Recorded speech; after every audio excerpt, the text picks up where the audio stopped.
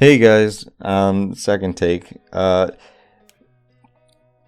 going to be talking about Absolute Batman, number 19 this time. It's the first appearance of Absolute Deathstroke, Absolute Scarecrow, Absolute Robin. The cover is really cool. There's like this shadowy creature behind Batman, I just realized. And stuff like that. So, we will just get kind of right into it, I guess. So it starts off in a cornfield, actually, like about 1,500 miles away from Gotham, and two farmers are working, Buck and Vern, and then they notice Absolute Scarecrow, and he's kind of just going for a walk, and they're like, "What the hell do you think you're doing?" He's like, "I'm taking a walk." And then they start going back and forth with him, noticing his mask and stuff and how creepy it looks. And so they are talking back and forth about it. And then Scarecrow brings up that Vern is sleeping with Buck's wife. And then they're like thinking that it's a prank or whatever. But then Buck gets a message on his phone that's showing a video of Vern sneaking out of her bedroom, and so Buck kills Vern. He like brutally kills him, and then realizes what he's done. But then a plane comes crashing down and explodes, and then you get the splash page of the story called "The Straw Man" with Scarecrow walking away whistling, and just an explosion in the background. Now this story is by Scott Snyder and Nick Dragotta, and the colorist is Frank Martin, letterer Tom Napolitano. Yeah, so we'll just kind of get right into it, I guess. The start of The Straw Man. So then it cuts to Batman in a new vehicle.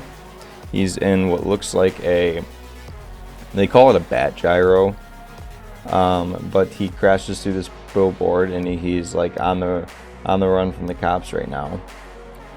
And Alfred's narrating and stuff, because Alfred's finally back, and he's basically like, he goes to work and uses every penny to build things. Wild new bat things only he understands. He's really taking this bat theme to the fullest extent.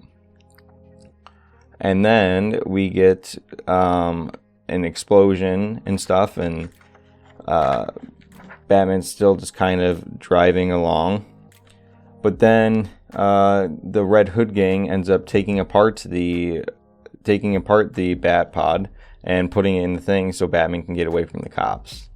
And then we finally see the first look at Waylon Jones, Killer Croc, in the longest time, one of Bruce's closest friends, and he's like more human-like than he was because of this crystal that was given to him.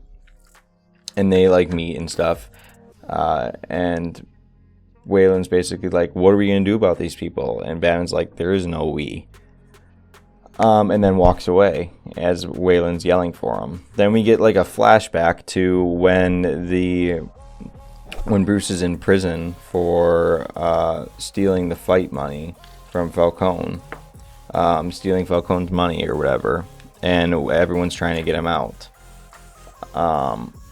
And then, and it's basically like the whole Crime Alley for Life thing, that Bruce doesn't want him to go, doesn't want Waylon to lose his gym just for him. Now here's where something interesting comes up. It's Batman's first mistake. We get a call from Jim Gordon. There's this new thing called the Bat Signal that folks out there can just call Batman when they need him.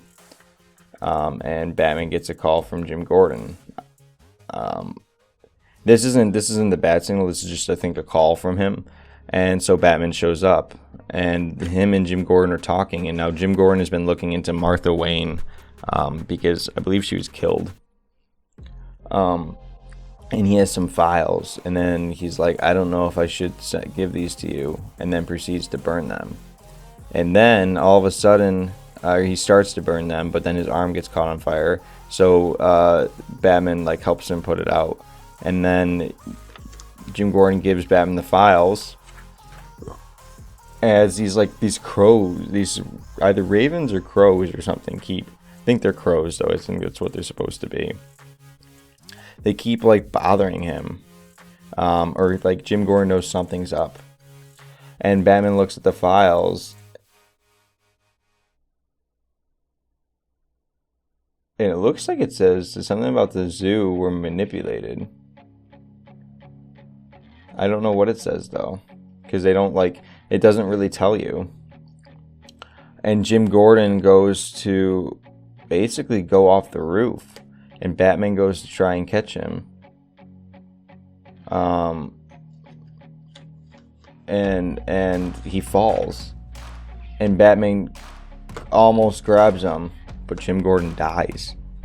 He dies, and Batman gets blamed for it.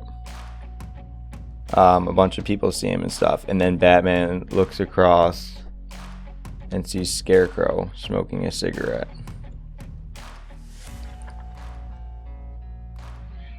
Then it gets a flashback to when Bruce first gets out and he's talking to Jim Gordon, and then Falcone shows up. And now we get an announcement from Mayor Hill talking about how Jim Gordon was all that and stuff, and like how he was the biggest person to endorse him and stuff like that. And then we meet Slade Wilson, because Slade Wilson cuts him off. Now here's another big reveal. And Slade Wilson's like lost his legs, lost his arm, lost his eye and stuff, and like lost his hair and stuff. So he puts on all this whole getup every time he goes out. He's actually like mainly machine almost, it looks like. And he basically is talking about how he's started this program called the Robins, and it shows them training and stuff. And then you see all their different stuff. So the Joker's the one behind all this. And Tim Drake, Stephanie Brown, Jason Todd, Duke Thomas, and Dick Grayson are all in it. And we met Dick Grayson not too long ago. He was, I think, a cop. But they're all ready to do it. And then they are getting new costumes, but we don't see what it is. And that's the end of the story, is now the Robins are going after Batman. Sorry if my voice is a little monotone this video. I'm still a bit tired. I'm trying to get back into swing of things since I've gotten out of it. But yeah, if you guys enjoyed this and like this new concept of doing 2 videos a week, let me know. The videos aren't going to be able to be as edited because I just don't have time really. But I'm going to at least try to have this green screen and good sound in it. But yeah, without further ado guys, I will talk to you guys later. Bye.